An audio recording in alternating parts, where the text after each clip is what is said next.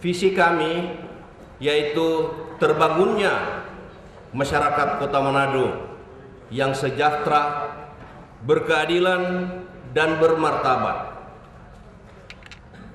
Kami berpendapat bahwa sebagai pemimpin itu bukan penguasa, sehingga paradigma lama yang selalu kita lihat selama ini bahwa pemimpin ingin dilayani, ini kami akan merubah itu menjadi pemimpin yang melayani.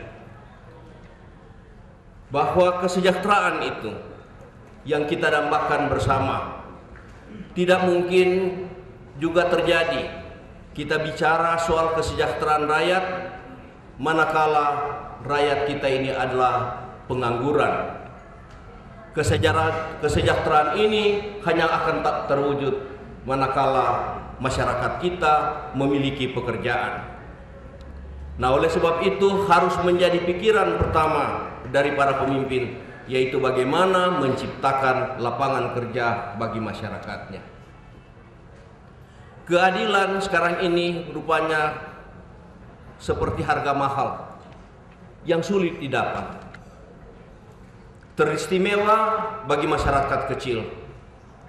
Mereka terpinggirkan, terlupakan, jauh daripada keadilan yang kita harus rasakan bersama. Nah, inilah yang memang menjadi tekad kita, angan-angan kita nanti, bagaimana rakyat itu bisa mendapatkan keadilan dalam Kota Manado ini. Dan kemudian dalam mewujudkan ini, kami menghendaki juga itu supaya rakyat itu memiliki martabat. Jadi janganlah kita memberantas sebentar kemiskinan hanya dengan program BLT, kemudian beras raskin yang tadi dikeluhkan juga oleh anggota dewan, ternyata bahwa sekarang kita 2 bulan baru mau dikucurkan sekarang. Nah, hal-hal seperti ini Bapak Ibu sekalian, betul bahwa memang secara darurat tentu itu perlu kita lakukan, tetapi itu jangan dilestarikan. Marilah kita berjuang bersama-sama untuk menciptakan supaya rakyat kita artinya memiliki lapangan pekerjaan.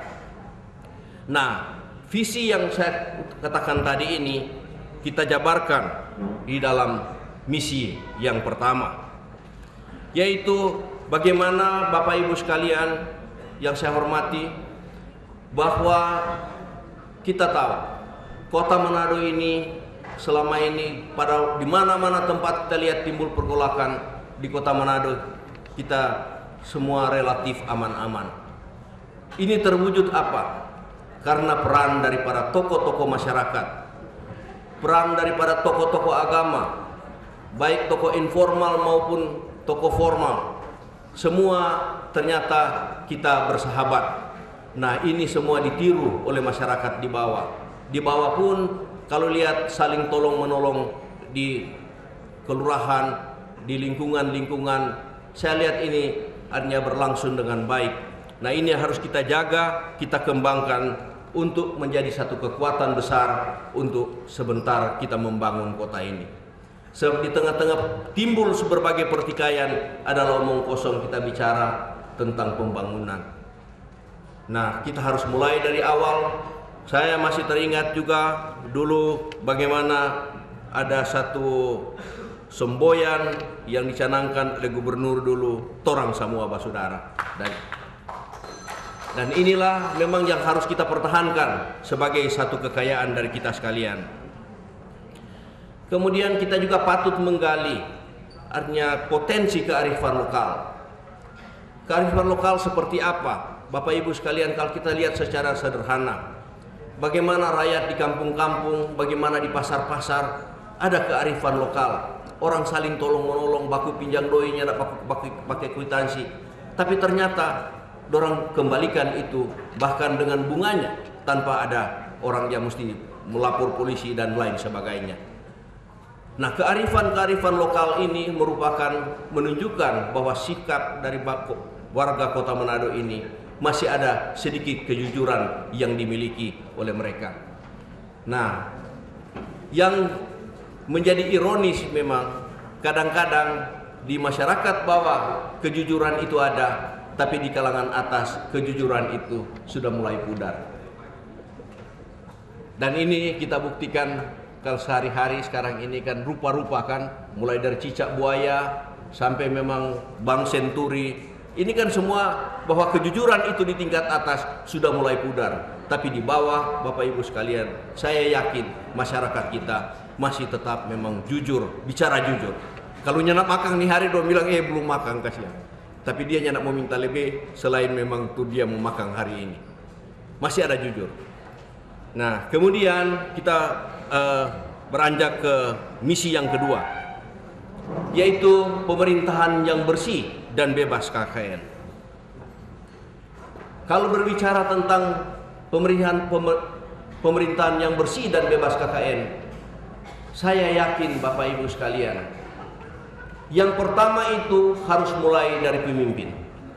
Tidak mungkin kita ingin mengajak orang lain kalau pemimpin itu terlibat dengan KKN, korupsi, kolusi, dan nepotisme.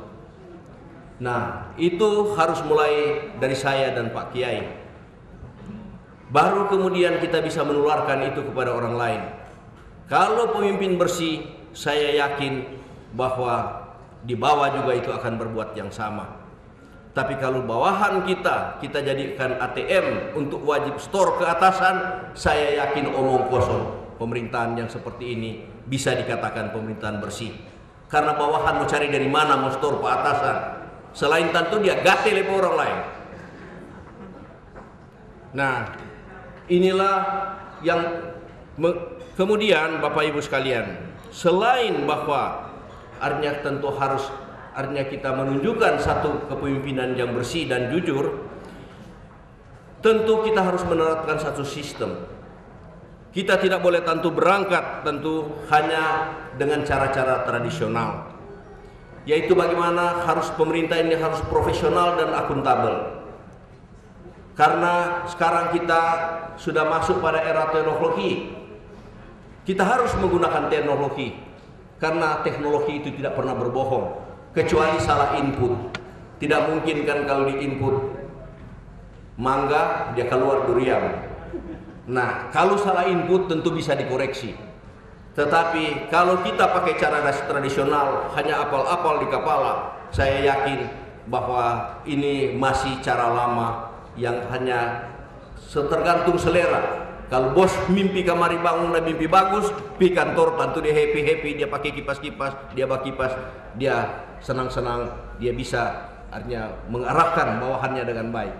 Tapi kalau tadi malam mimpi buruk, hampir katindisang, pagi-pagi dia datang kemari, dia mulai pertama kali dia tubuh meja. Nah, inilah pemerintahan yang harus kita jabarkan, yaitu pemerintahan yang profesional dengan menggunakan teknologi. Penjabaran ini Bapak Ibu sekalian kita bisa jabarkan jauh lebih baik. Coba lihat aja. Sekarang urus KTP. Urus KTP itu katanya bisa cepat. Katanya, tapi cepat itu mesti ada imbalannya. Paling cepat sekarang ini kalau ada 100.000 bisa 1 hari. Tapi kalau nyala ke 100.000, dorang suruh bolak-balik dulu. Aduh, pos dah keluar. Maksudnya bolak-balik ini bukan apa? Bukan tidak bisa selesai 100 hari, tidak bisa selesai 1 hari meskipun tidak bayar. Tetapi supaya memang bikin susah kan? Sehingga ada pameo bilang kalau boleh mau bikin susah, kita mau bikin gampang. Nah, saya yakin pameo-pameo seperti ini justru menyesakkan dana kita sebagai orang-orang, sebagai anggota DPR, sebagai birokrat. Kok rakyat bawah memiliki kearifan? Bapak Ibu sekalian, saya yakin bahwa seluruh visi misi saya ini sudah ada secara tertulis. Silakan dibacakan. Ya, terima kasih.